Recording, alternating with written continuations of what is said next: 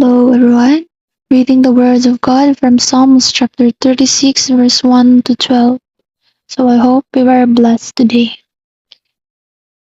Ang pagsalangsang ng masama ay nagsasabi sa loob ng aking puso, walang takot sa Diyos sa harap ng kaniyang mga mata, sapagkat siya ay nangihibog ng kaniyang sariling mga mata na ang kaniyang kasamaan ay hindi masusumpungan at pagtataniman. Ang mga salita ng kaniyang bibig ay kasamaan at karayaan. Iniwan niya ang pagkapantas at paggawa ng mabuti. Siya'y kumakata ng kasamaan sa kanyang higaan. Siya'y lumagay sa isang daan na hindi mabuti. Hindi niya kinayamutan ng kasamaan. Ang iyong kagandahang loob, O Panginoon, ay nasa mga langit. Ang iyong pagtatapat ay umaabot hanggang sa langit.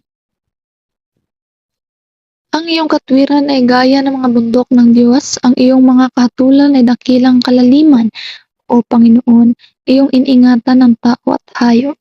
Napakamalaga ng iyong kagandahang loob, O Diyos, at ang mga anak ng mga tao ay nanganganlong sa ilalim ng iyong mga pakpak. Sila'y nangabubusog ng sagana ng kabataan ng iyong bahay at iyong paiinumin sila sa ilog ng iyong kaliguran. Sapagkat nasa iyo ang iyong bukal ng buhay, sa iyong liwanag makakita kami ng liwanag. Oo, ilagi mo nawa ang iyong kagandahang loob sa kanila na nakikilala sa iyo at iyong katwiran sa matuwid sa puso.